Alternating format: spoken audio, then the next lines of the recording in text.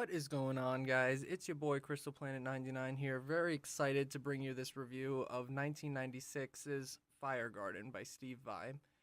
One thing I gotta say is that this album review will be split into two parts. One where I talk about the first nine on this video, and then next week you'll get a review of me talking about the last nine because of how Steve sets this up into phases. I want to get one now and then one later so the video doesn't get too long. Another disclaimer is that this is all my opinion. If you don't agree with it, that is just fine. Don't hate me for my opinion. Just talk about it in the comment section below. But I am just so excited. This is my favorite Vi album, so let's just get right into this. There's a fire in the house.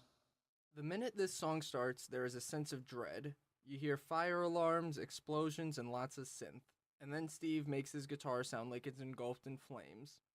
And then the real piece of music starts, and everything just has this feeling of growth since Alien Love Secrets. Seriously, the evolution of Vi in just 1 year is incredibly impressive. I'm guessing in this part of the story, the main character of the album has been awakened by a fire in their house, and the song is them trying to get the hell out of there. I love this song, from once it starts to once it ends. A voice speaks to you at the end of some of the tracks in this album, and I'm taken back by the fond memories of Joe's Garage, a Frank Zappa album that shares a lot of similarities with this album. Overall, this song is scary, it's metal, it's melodic, it's beautiful. It is all of these adjectives, and it just works great. The Crying Machine. This song has a really nice funky drum groove with a guitar that just speaks. This song is a lot like Joe Satriani's Crush of Love. The song gets better as it goes along. I love the way Vi records his guitars in this one, where he puts one guitar through the left speaker and the right guitar through the right speaker, and then he makes them speak to one another, which is just genius. I also love when the song takes a more mellow approach halfway through. Overall, this song is a Vi classic through and through, and for very good reason. Dyin Day. Here we are, my absolute 100% favorite song that Vi has ever written. No surprise it's an instrumental, but my god, there's no words to describe how much I love this song. The pacing, the composition, the combination of Ozfest and Vi, they're all perfect to me. Even the backing track is incredible. This is one of the handful of Vi songs that I learned perfectly. This song is very special to me. It almost speaks to me whenever I listen to it. This song inspired me to become an instrumental artist and one day write music that's half as good as it. It really saddens me that Vi has never played it live as far as I know. All I know is if I ever jam with Vi, this song is what I'd pick in a heartbeat. Whookam. Whookam is a fun little interlude between Dyin Day and Blowfish. I'm only talking about it because if you reverse it, it's actually the voice recordings of Devin Townsend singing Sex and Religion all the way back from 1993. No joke, check it out for yourselves. Not only is this the ringtone that I use for when my mother calls, but I used this song to open up my instrumental set back when I did the Rock and Roll Hall of Fame high school rock-off competition, and I did my instrumental guitar set. Definitely cool, not that much of a song though. Blowfish. This song honestly does feel very Blowfish-like, with all the octave chords and the octave overdubbing and filters that Vi used when recording this track. It makes the track pop. Steve's guitar has a very synthy tone as well, which I quite enjoy. At 2 minutes and 50 seconds or so, sitars and other synths are put to the forefront and it's just glorious. Overall, this track is very solid. I would even say underrated. The Mysterious Murder of Christian Tierra's Lover. This is another interlude like Whookam. This one sounds very industrial and robotic, like all the pieces in Steve's guitar are clicking into place like an old machine being turned on after years of no use.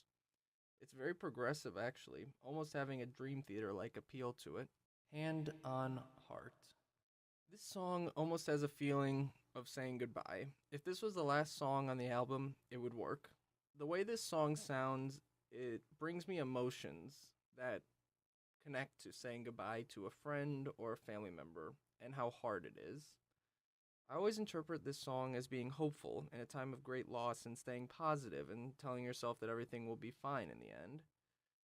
And this is the big reason that I have for really loving this album, is that all these emotions and feelings being brought up just from the songs within it.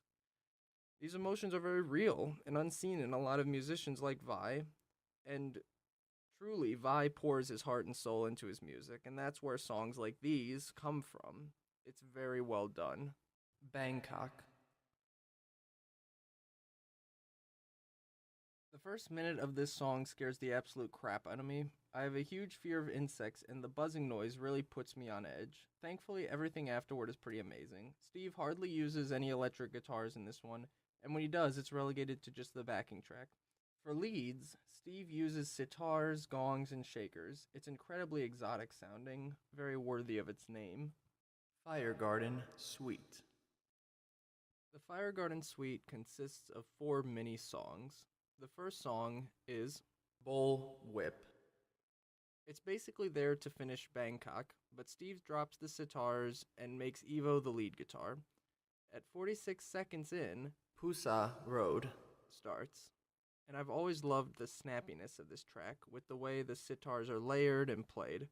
Overall, it's not too bad, especially for suckers of exotic instruments like myself.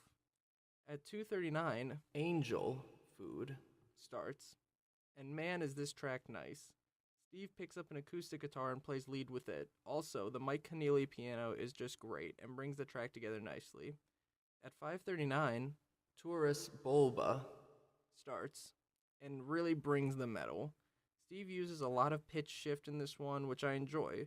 Overall, the track is 9 minutes, but you will never feel bored listening to it. Because most likely, once you get bored of one part of the song, it will change to another and keep the whole thing fresh.